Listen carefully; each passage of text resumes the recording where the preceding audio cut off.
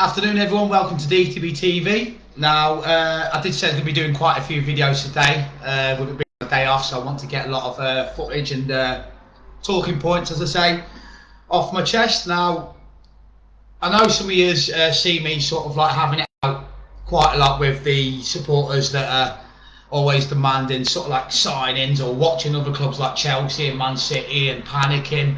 Of course they've got a right to support the club in any way they want. Of course they've got a right to think stuff like that and to question, why are we not doing this, why are you not that. And I've been doing the videos over the last 2 or 3 weeks, like last year. For those of you that have been on this group, the amount of times I had to do videos like this to get the Thiago, I kept on saying Thiago will sign, kept on saying it's sign.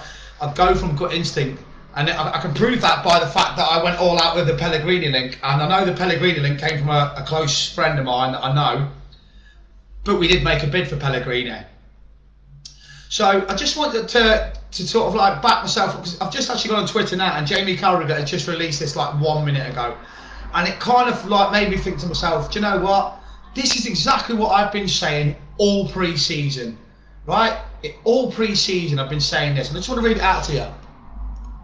So it says here now. So the headline is Jamie Carragher makes Liverpool transfer prediction and looks ahead to the next signing. Now, those of you that have been watching my videos, right, I've been saying this all pre-season.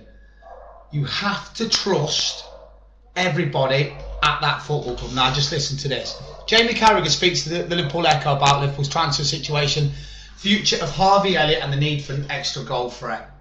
Jamie Carragher believes Liverpool will make at least one more signing this summer, but has urged fans to trust the club's transfer model. With less than 3 weeks until the window closes, the Reds' only new arrival remains £36 million capture centre-back Ibrahima Konate from Leipzig. By comparison, Manchester City and neighbours United have slashed out at least £100 million, while Chelsea are poised to spend almost the same amount on Romelu Lukaku. Reds boss Jurgen Klopp calls a stir on Wednesday when he confirmed his squad needs pruning before any further signings are made, with Xherdan Shaqiri and Nat Phillips and Monzo's linked with a departure. And while Liverpool legend Carragher is in agreement, he remains convinced the club's incomings are not done yet. Exactly what I have been saying all pre-season. Jurgen Klopp is just as important at Anfield as Michael Edwards, as John Enright, as everyone, because guess what? He does it every transfer window. He always says, we're all right. He always says, I believe in the team I've got. I believe in this. I believe in that. Because one thing he does, he's a genius in terms of keeping everybody at the club happy. All right, maybe Jordan Henson's the exception of that at the moment, but I think he's more angry with the owners and not Jurgen. But my point is this, right? All last summer, Klopp came out and he said, I'm all right with the squad I've got. I'm sad. I think we're all right. We've got great players. This is when we had Ronaldo and everybody then, right? Thiago, it won't go away. Won't go away. And I kept on hearing things. That's the great thing about this group. You hear things at the horse's mouth, basically. Around Anfield, you hear things. You know when there's something going on. I walk past Anfield all the time, and you know something's going on. You just know, because they change all the system. They change everything. Oh, someone's coming in. There's an excitement in the area. Now, I'm telling you now, and I said it this morning in my video before Carragher's come out and said this, we will be signing another player, I think, within the next 7 days. I really do. And hopefully, it's not going to happen before Norwich, but hopefully before Burnley at home will be brilliant.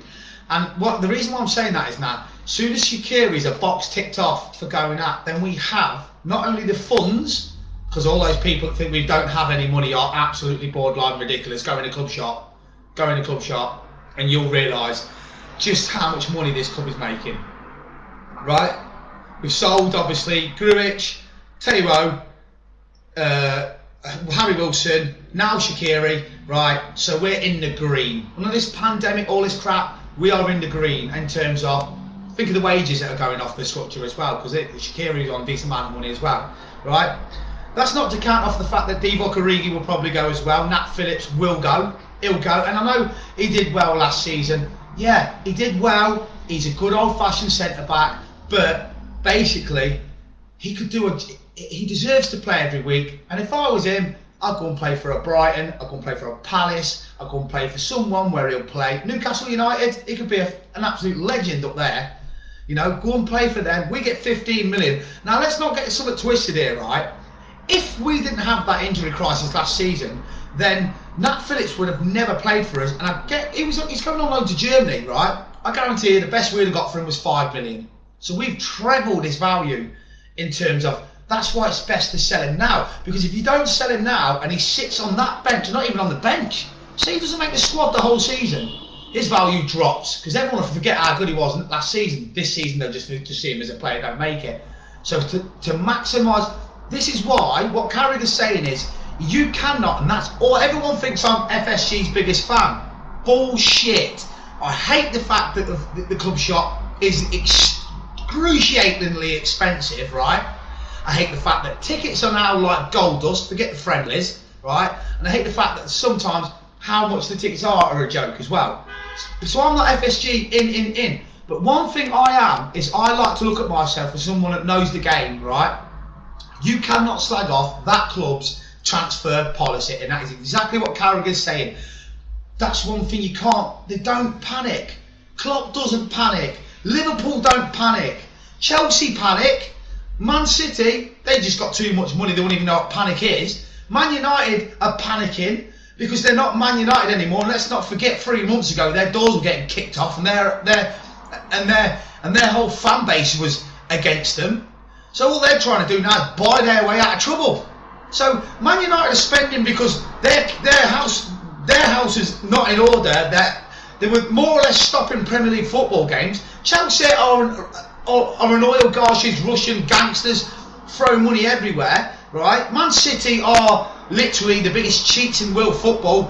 Add PSG to that. So what I'm trying to say to you is, we are the best transfer committee, or whatever you call it, in the world. In the world. Because if you can win leagues, become world champions, become Super Cup champions, Chelsea have just won half of what we won after spending 300 million. We go and win 4 trophies, right, with the same squad, and all of our fan base is cracking up.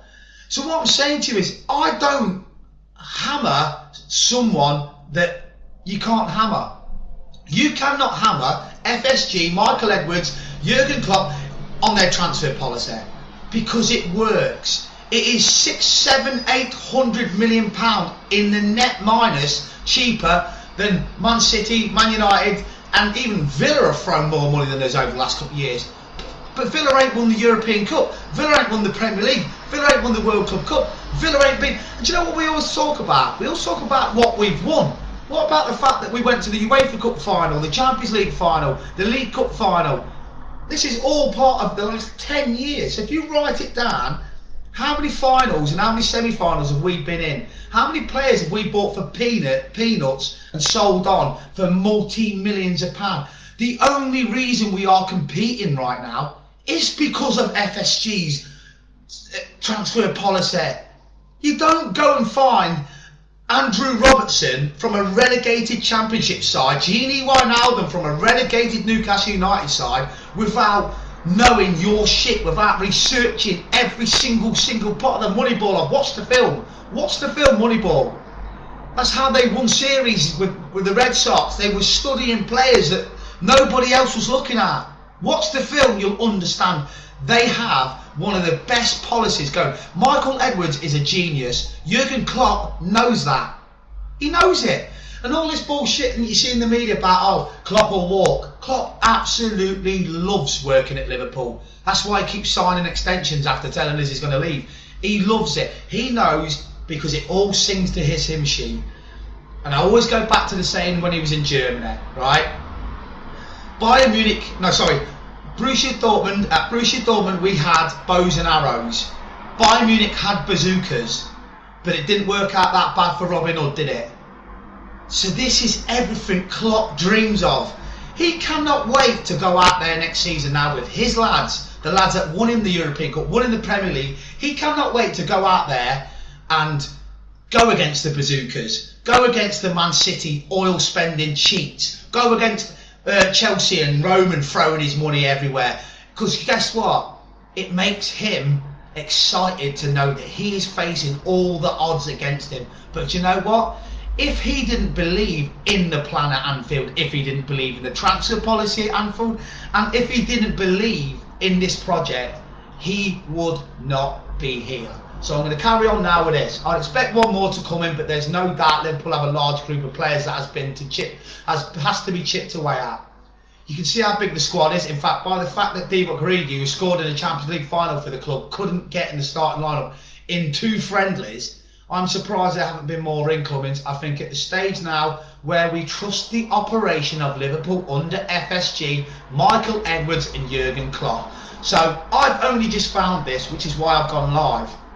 And Carragher has only just released this. And that makes me feel better because I've put my neck out on the line with these videos and I've got people calling me FSG lover and all this shit, right?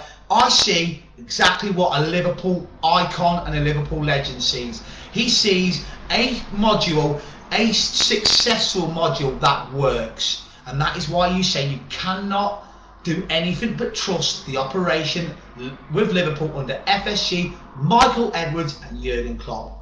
That trust is being tested among a section of the Liverpool fan base. Yeah, and I need to add this, the section of the Liverpool fan base that ain't got a Scooby-Doo. And I'm sorry if that offends you and you're one of them, because you haven't.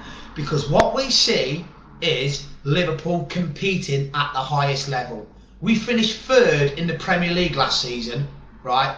With teenage centre-backs, 22 different combinations at centre-back, our captain out for 3 or 4 months, Diego Jota out for 3 or 4 months, Alisson losing his dad, Klopp losing his mum, empty stadiums, and we finished 3rd.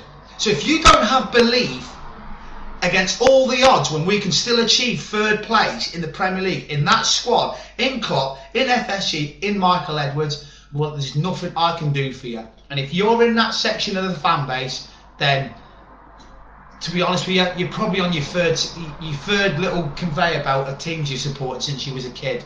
Because guess what? I was born a Red, I live a Red, and I will die a Red. I'm a Red for the rest of my life. And I will back that club, and I will go out there every single week if I have to back them. Even when the Super League idea happened, we was on Red Men TV because I refused to protest. And do you know why I refused to protest when we were playing Newcastle at home? Because you can protest for 6 days a week. But when Liverpool play, your job as a supporter is to get behind the lads, behind the team, and that is it. You're not Michael Edwards, you're not Jurgen Klopp, and you're not running Liverpool Football Club. Yes, we all have opinions. I'm having one right now. But what I'm trying to say to you is, let the people that are paid millions of pounds probably in their terms of whatever role they play at Liverpool, let them do their job. They know better than us. And who can we not trust better than Jurgen Klopp and his team around him? Because they're the best in the world. And all we've had is a pandemic, the shittest injury list I've ever seen in my whole 3 decades of being a Liverpool fan against us. But I promise you this, and I will say this right now, this page is doubters to believers. And I believe that we are winning trophies, not only this season, but every season now till Klopp goes. Because guess what? There ain't going to be another pandemic, and there ain't going to be another injury list like we had. So, message to the Premier League, watch out, because we're coming for you. You'll never walk alone.